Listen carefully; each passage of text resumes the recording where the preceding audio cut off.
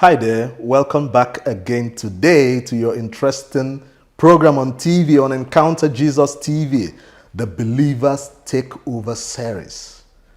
I'm your anchor, Ndubisi Idejora Carlo, and today we will be bringing to you someone who has distinguished himself in the sphere of business. You know, this program is all about bringing people who have, believers actually, who have distinguished themselves in various spheres of power in our world today. Today we'll be focusing on business, and it is indeed my great pleasure to bring to your screens today a young man who has made it so big in the place of business, Dr. Philbert Onugha. Dr. Philbert Onugha is actually the founder and CEO of I Trade Up Global Company Limited.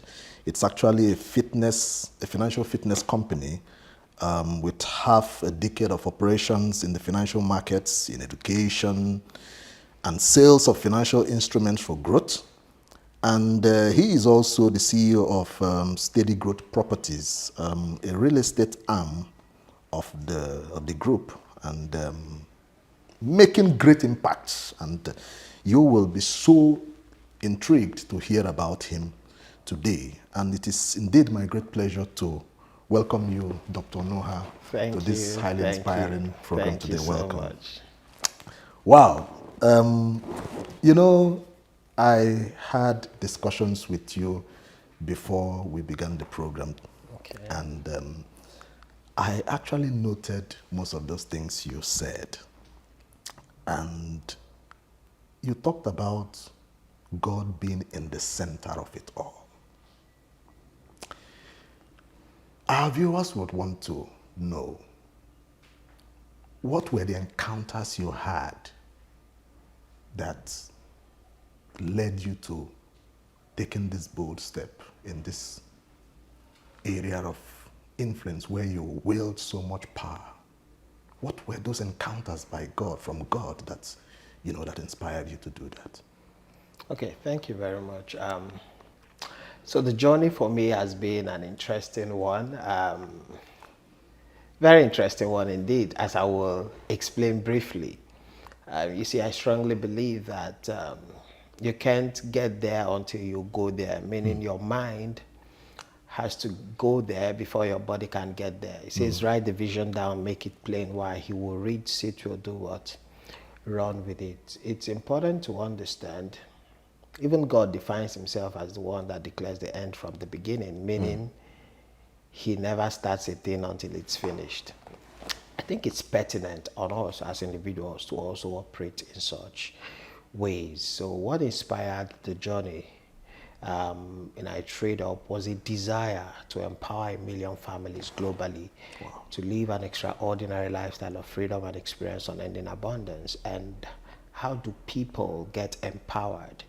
It begins from the place of knowledge. You see, people are destroyed. Why? For lack of knowledge. Not for lack of encounters, not for lack of, prayers, but simply for lack of knowledge. A lot of people just refuse to know.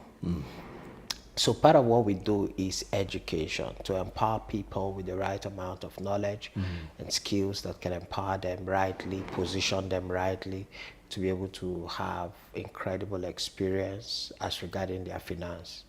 Okay, and of course, you made mention of our new baby called the Steady Growth Limited. Right. It's something we are really passionate about. Is solving the housing challenge, and it's helping put a lot of families together and allow a lot of people, achieve their financial goals via real estate as well. So far, it's been an incredible journey, and we'll talk further as we move on. Thank you so much. I'm indeed very excited that. I know that this interview is going to be very interesting, and you are going to pour out so much on how you got there. How has your faith helped you in conceiving the type of strategies and decisions you have made?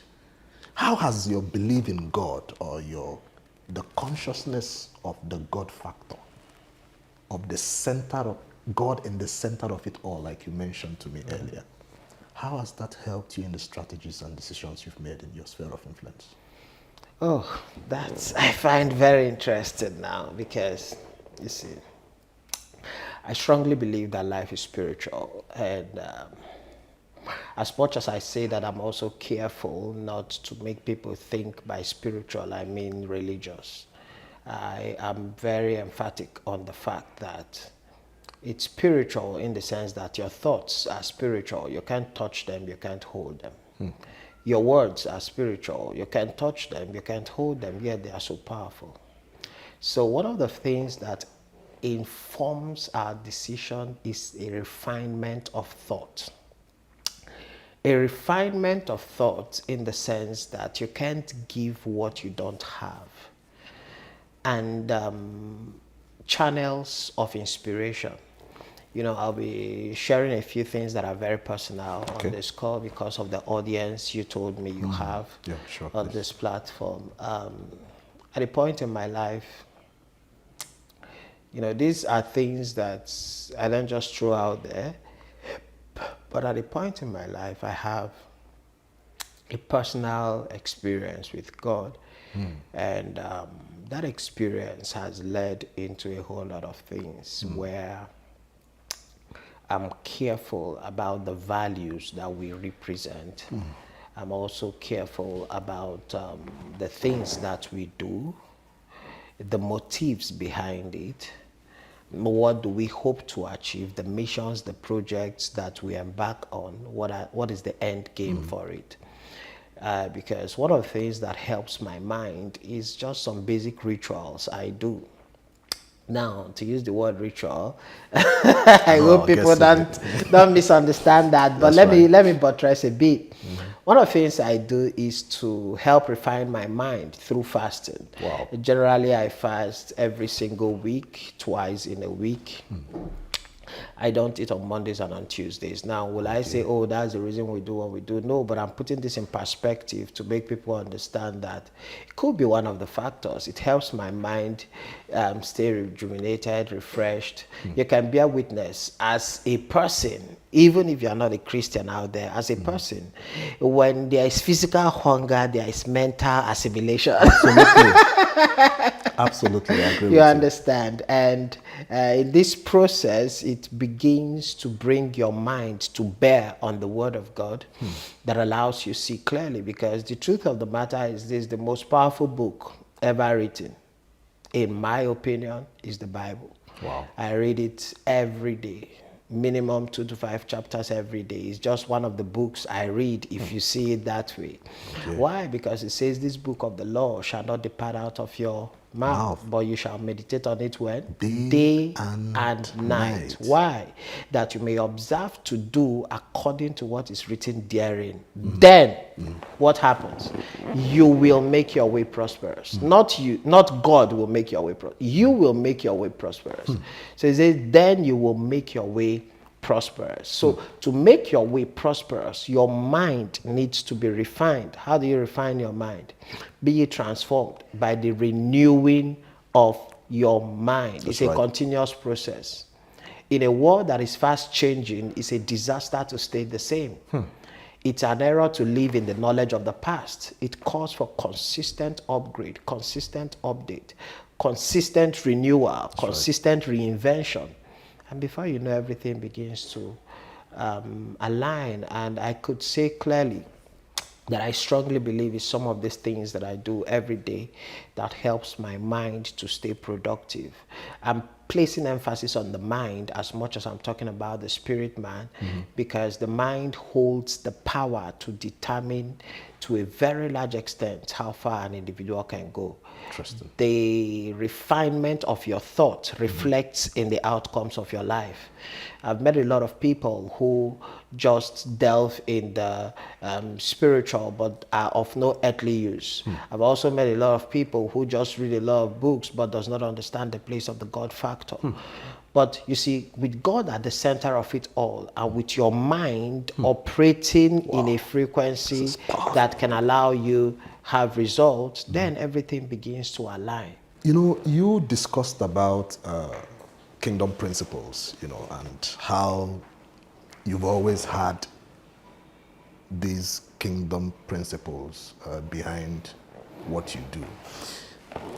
The sphere of influence where you are making huge impact in is a very competitive space. Okay.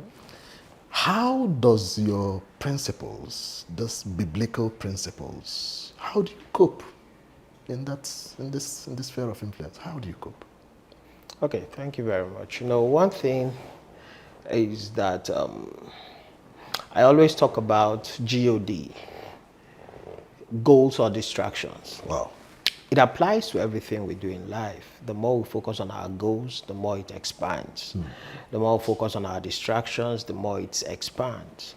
And the more it expands. And the funny thing is this, the world is designed to distract, meaning even if you are set on a goal right now, and you are pursuing it and trying to give it your best, there will be a lot of things calling your attention. We live in a world of hyper distraction. With the social media, a lot of things are calling for your attention and competitions here and there, but it depends on you to define what you see as competition. Wow.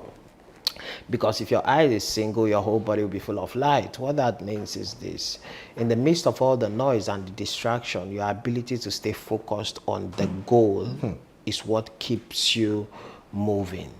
This is so powerful, and I always talk about this from a standpoint that says, write the vision down. It means everything that will be great begins with a vision. Wow. Without a vision, the people are destroyed. So you get a vision, then you write it down. Writing it down is taking it away from your mind. Meaning empowering and enabling your mind such that it never deviates from the vision. Okay. That's the essence of writing it down. The reason is because the world is designed to distract, like I said. And it says, guard your heart with all diligence. Why? For out of it are the issues of life. The essence of writing it down is to help your mind see it consistently. Wow. So you get a vision, you write it down. Why? That he may run that reads it. It means even when you are distracted and your eye sets on that vision, it realigns your focus. But people that don't write things down, people that don't keep pictures, pictorial representation of what they desire, find it difficult to achieve these things in the midst of so much busyness. You see, busyness is one of the biggest distractions. You know, a lot of people can be busy doing nothing. The question is, what are you really doing? And does it really count? The Pareto principle is the 80-20 rule, where 20% of the work is what produces 80% of the result. So your ability to now major on the majors, not on the minors, is what determines the result. For instance, Moses was busy majoring on the minors, trying to advise everybody, trying to settle every dispute, until his father-in-law came and said, why are you killing yourself? Got to delegate. Why don't you delegate? Why don't you empower other people so you can major on the major? So one of the biggest challenges in business is when people get busy with frivolities, forgetting the most important things that creates impact and result in what they do. So for me, it's not a big problem holding on to my beliefs, because our belief is the foundation of everything that becomes of our lives. What are we, or who are we, if we stand for nothing? It was Martin Luther King Jr. that said, if you can't stand for something, then you will fall for everything. It's important in life, in business, in relationship, in everything that we do. Hold your convictions strong. If it is God, hold him strong. If it is your beliefs in whatever, hold it strong. But I strongly believe that the ultimate is God, and the God of the Bible, of course. So I read it every day. Wow. And it helps keep my mind sharp. I really don't see the Bible as a religious book. I see it as one of the best books ever written for life, for business, for relationships, for everything. When you look through the history of the world, great inventions have come out of the Bible. Sure. The penicillin, a lot. We can go on and on to mention a lot of things that has been done around the globe that drew inspiration from the Bible. And I don't propagate it as an instrument for religious exercise. I propagate it as an instrument for global domination and to empower your spirit man for earthly relevance. Because a lot of people just focus on quote and unquote the heavenly race and forget to be of any earthly use to themselves and their families. You find, growing up, one of the challenges I had was watching the believers who spend a lot of time in the church, who read the Bible, who pray long hours, but they are so lazy to the core. They have what is called misplaced priorities. As much as you major to build your spirit man, you need your mind to be active so you can be of earthly use to your family and to the society.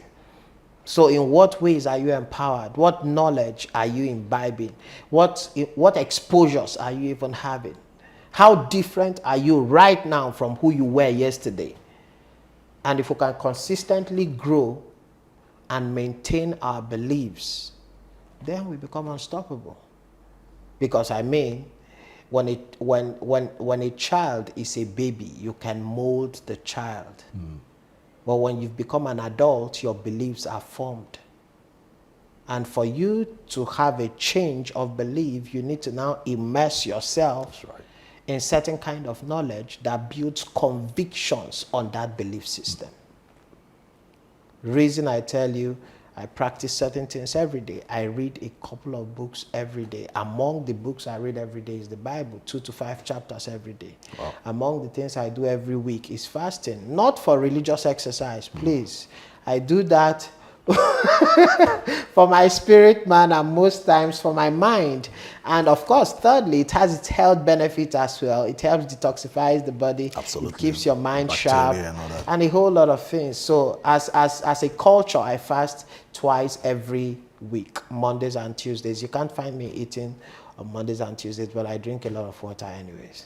Well, yeah. Dr. Onugha, you have really expounded so much on this area.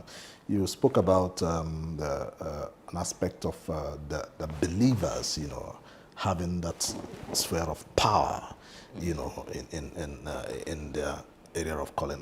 When we get back, I would like you to talk about that, and we'll expound more on that. So we're going to get back, and I'm happy, and I know by now you've become so inspired about this young man and what he's done so far. So we'll go on a short break, and then I'll get back, and then we'll continue from there. Stay back. Please don't go away. Thank you. Are you looking for premium media coverage with a touch of class and excellence? Welcome to Phoebe Ade's Media, where your moments meets mastery. We offer top-notch services in event coverage, weddings, conferences, birthdays, church programs, baby dedications, and more, directing, editing, and cinematic post-production, voiceovers, documentaries, and professional baby shoots, animations, short-form content, and social media visuals, script writing, content development, and creative consulting.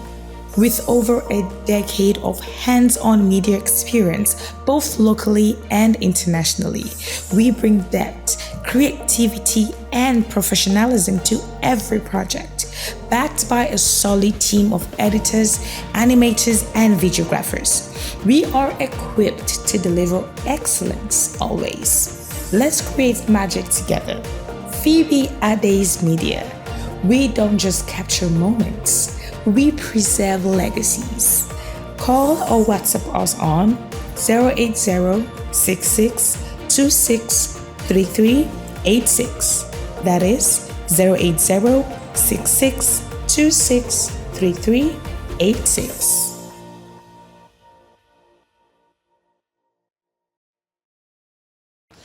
So, welcome back to your favorite program, Believers Takeover on Encounter Jesus TV. Now, thank you so much for coming back, being there with us, standing there. We're still on the show with Dr. Philbert Onugha. And as we left the last discussions we had, you see, many believers don't yet understand that this is the time of the apostolic church, when we have to come out of the church. We're not leaving the church, actually, as a matter of fact, but we're going to the world there as agents of the kingdom of God. And I would like you to explain, because you're coming from a practical example, and I would like you to inform the viewers and teach us, actually, how kingdom economics works for you. Thank you so much. So first of all, in 2021, I got concerned about the way, in 2018, not 2021, I got concerned about the way I see a lot of young folks like myself in the church who are not making any meaningful impact in their world. You see a whole lot of them struggling.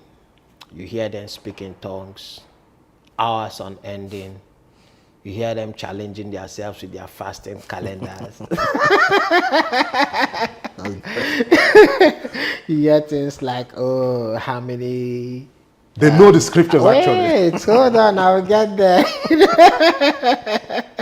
Oh, dear. You hear how many chapters they read in a day. You hear how this one has done 3 days dry, no food, no, all of those all of those exercise makes sense. So powerful, so powerful. But you see, it's just like having a full body, but you are busy just working out your arms. When you go to the gym and all you do is work out your arms, before you know it, your arms will be so bulky, your waist will be so thin, your leg will be like a broom, and you'll be out of shape. That's a dysfunctional system. Very dysfunctional. So we find a lot of believers who are like this, who are so immersed in the things of God that they don't look for ways for it to find expression in the world, in society. In the world. And the Bible says that you are the light of the world. Did you hear that? Not the light of the church. The church, we are all lights. You understand? But where are we supposed to shine? In the world, not in the church. So you are a banker, you are a lawyer, you are an engineer, you are an architect. Whatever it is that you do, of what relevance is your Christianity in that place of your functionality? How does your values permeate the system? Do you uphold the truth? Can you be trusted? I'll give you an instance. I have a person who I respect. He's a tongue-talking believer, so powerful, incredible human being. You're talking with him now, he will tell you, oh man, I'm going to the church, we have a program. The next week you're talking to him, oh, I went so place, I did this. I was like, interesting. So I said, okay, why don't we do something together?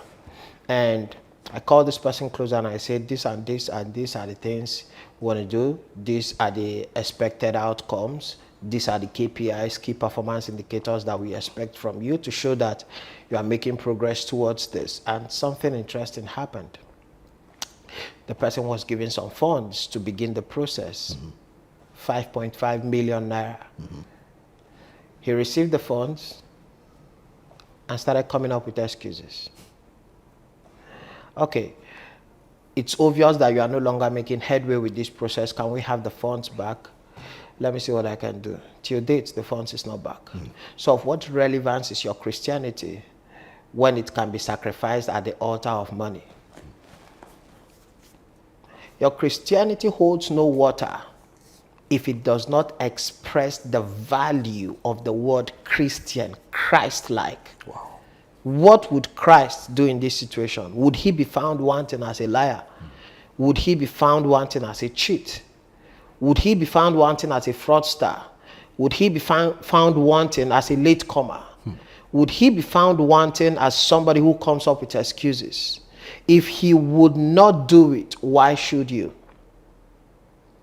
So I strongly see the Bible as a powerful book and a success manual for life.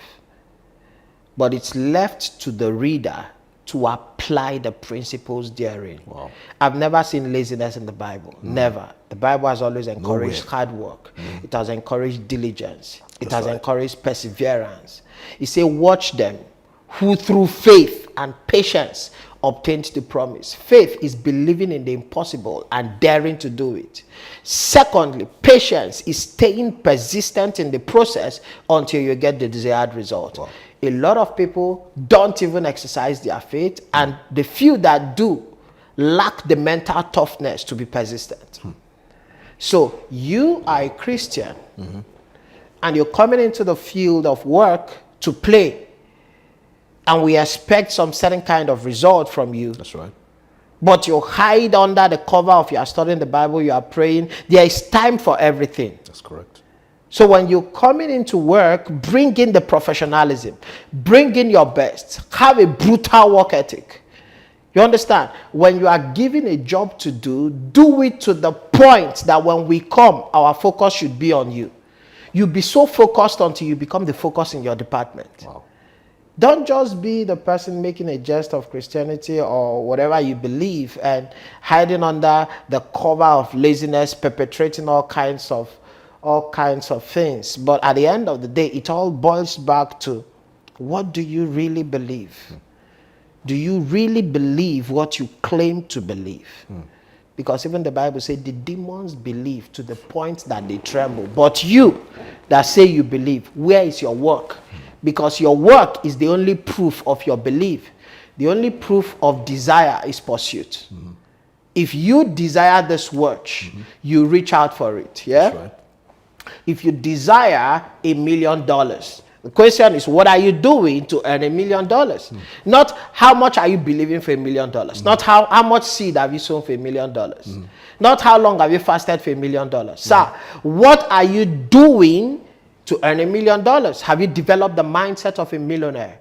Have you developed the skill sets that can put $1 million in your pocket? Have you developed the tools, or are you the kind of person who is lazy in learning? There is time to attend a seminar that will empower your mind, but you'd rather stay in church and attend a prayer revival program.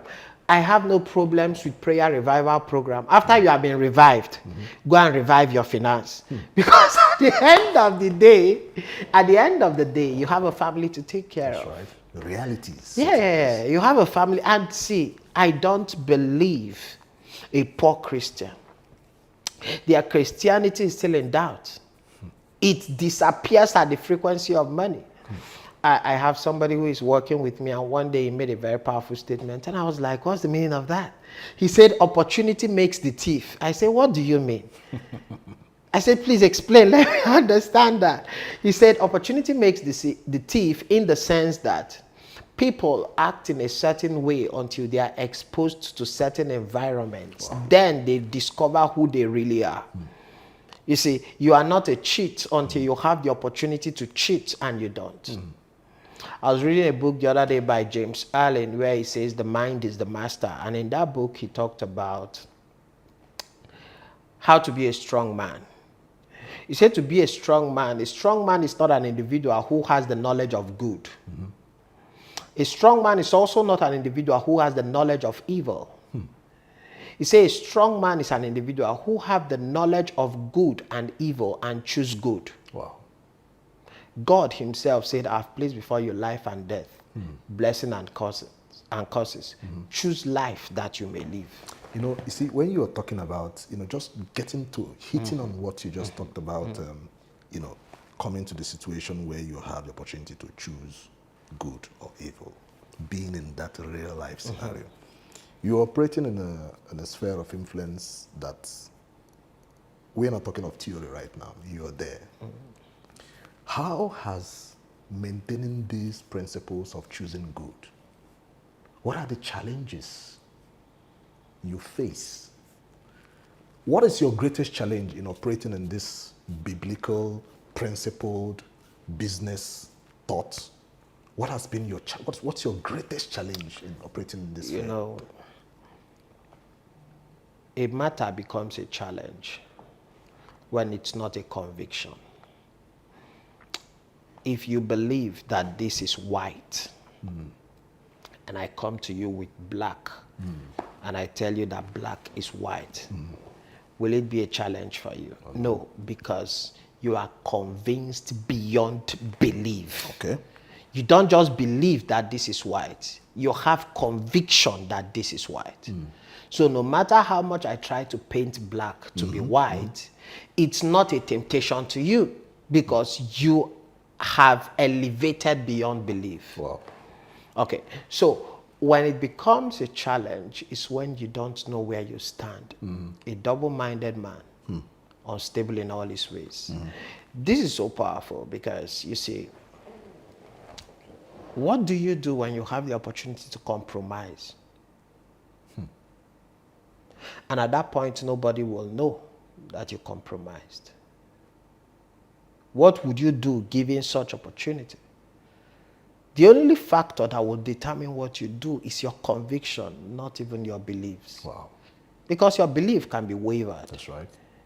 If so, all it takes to begin, all it takes to poke a hole in your belief is to even ask you certain questions. For instance, you claim to be a Christian. Question number one, if you were not born into a Christian family, are you sure you'll be a Christian? If you were born into a family of atheists, are you sure you would have been a Christian? How sure are you that the things you read in the Bible are true? How can you be told that somebody divided the Red Sea and people walked on bare ground? Were you there? Were you there? But there are beliefs that is beyond belief. These things are convictions. These things are personal encounters. These things are situations you found yourself and God came through for you. And then you know beyond words that God is real. Yeah. You understand? Then you know. You are searching for a solution. You've read books, but in the sleep of the night, you are just sleeping, and suddenly it hits you that this is what to do. And you do it, and it is correct. Then you know that there is a force beyond you as a person. Some people call it the universe. Some people call it whatever name they choose to call it. But come on, nothing exists out of nothing. Absolutely. In science, it's called the Great Bang, whatever crap of a theory you want to call it. Nothing evolves out of nothing. Absolutely. The world is so much in order that it will take some level of folly for an individual to accept that such orderliness came out of nothing. Doesn't make sense. So there is a place for the supernatural. But at the same time, there is a place for the working man to be disciplined. Seest thou a man diligent in his work? That's right. Shall stand before kings. The problem is not seest thou a man doing a job. The question is diligent, committed to the process, giving it the time, the attention, the energy, the development it requires, the commitment it requires. Interesting. Not having misplaced priorities. Not giving it, not hiding under the shadow of laziness. Not forming some commitment in church. I mean, your local assembly will even do better when you have more money that you can use to sponsor the spread of the gospel. It takes money to be on television. It takes money to be on the radio. Absolutely. It takes money to organize crusades. It takes money to do most of these things. And my kingdom, through prosperity, shall be spread abroad. Not through your commitment, sir. That's correct. Go and work. You understand? Go and work. If we come together and everybody is wealthy and we have a program, it is done. No need to raise money, no need to cajole, no need to coerce, no need to convince nobody. My kingdom through prosperity shall be spread abroad. So go out there and be of some earthly use. I think you're fired up the viewers here, and you see, these truths need to be told from a practical, experiential point. I mean, you just talked about the fact that nothing happens without something.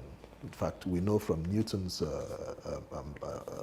theories that, in fact, it makes no sense to admit that every system that works is a result of nothing. And even in our beliefs as Christians who need to go and function out there, I think what you've just emphasized is so important, that there are some key things we have to do, that we ought to do before we can actually fulfill that complete kingdom life. You see, You have spoken a whole lot here, and many believers are now really very eager to replicate what God has used you to do. But most times they would have challenges where most times they will fall, most times, even in business. I read about, I think it was Donald Trump that was telling his life story, and he said there were moments where he even came down, financially, actually. Was about getting bankrupt, as a matter of fact, but he came up again. What will you tell a believer that meets this thing that looks like a certainty in business where great challenges come? What will be your advice to that believer? You have nothing to teach me if you have never failed before, because in your failures are my lessons. I can't learn so much from your success as I can learn from your failures. Okay. So there is actually nothing to learn from a successful man as much as there is to learn from a failure. But the best person to learn from is a successful person who has failed over and over again, but has found his way to get back to success. So I'm saying that to say this, that challenges is a part of life. I mean, I trade the Forex market. Okay. It's not a straight line. It goes up, it comes down. You can make money both ways. But the question now depends on, number one, your knowledge. Number two, your skill level. Number three, your discipline level. Wow. And all of this now begins to come to play in the decisions you are now able to make. Okay. Because someone said decisions decides destiny. Meaning that at a crossroad, all you have to do is to make a decision. And making that decision is what will determine the outcome. To have the outcome, what will now inform the decision you make? What will inform the decision you make is the exposure you have to knowledge, the exposure you have to information, the exposure you have to certain environments that will inspire you to understand that it is normal. Are we together? Yes, Someone said a thousandaire is a thousandaire because he has lost hundreds. A millionaire is a millionaire because he has lost thousands. That's right. A billionaire is a billionaire because he has lost millions. So you need to be around an environment of people who have been where you are trying to go to, so they can guide you.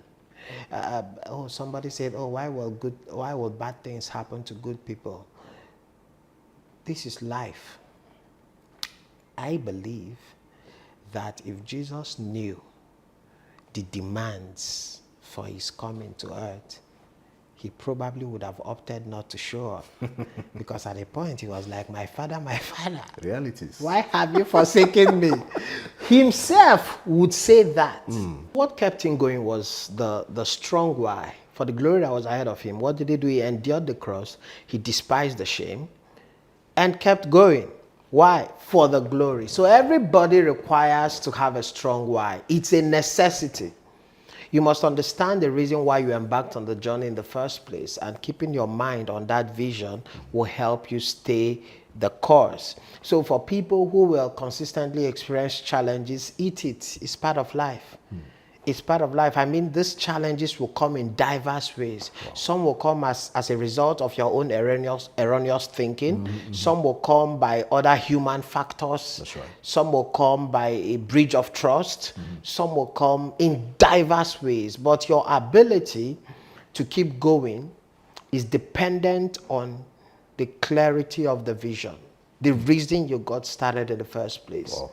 I'll give you an instance. There's a young man who I met some years ago, 2 years ago to be precise, and I've known him for over a decade. So I ran into him 2 years ago, and I didn't like the way he was looking. So guess what? I gave him ₦1 million to do some things for himself, and I eventually started following up on me that he wants to learn Forex trading and everything. And I said, okay, get involved in our academy in the iTradeUp global system, start the learning process so you can, understand how it works and begin to apply yourself to it. Now, to cut the long story short, despite everything that happened, he started learning, started getting better. At a point, probably was exposed to so much resources and results that he eventually got somebody pregnant and got married, and became distracted and was no longer paying attention to the business. And at a point, I remember I requested that I give him a car to use to enable him with his operations. I told him I'll make a car available for you in the name of the company. Seeing the fact that he was very distracted and unproductive, all I did was retrieve the car. But there was something else that happened. While he was in the business, I once told him to create an account on behalf of the company, a social media account for the company, which he did. Upon retrieving of the account, he waited a couple of months. What he did, he shut down the social media handle. What would you do as a believer? Oh dear. Would you say, oh, brother, I love you so much, you can just go ahead and hurt my business? No, you deal with it. You deal with it. So you face problems head on. You face problems head on. Do it the legal way, the right way, but what needs to be done has to be done. Why I'm telling you this is because there are all kinds of errors that you are exposed to in the job that you do, in the business that you do. Your ability to stand back up on your feet is what determines if you'll be successful. A champion is an individual who faced a battle and came out victorious. You are not a champion if you face no battle. Okay, viewers, we've had an interest. I've been so excited here, and I know by now you're fired up. We have been with Dr. Philbert Onugha, the CEO and also the managing director of one of the aspiring companies in the business world. I Trade Up Global and Steady Growth Properties. And I know by now you are now believing God for how he's going to use you to make impact in your world of business. We will have to end the discussion here today because it's so much, and next time on the series, we'll be completing this interview. It is from me and the crew. Ndubisi Idejo Rakalo has been my name, and we're looking forward to seeing you next time on this show for the recap of the program. Thank you very much.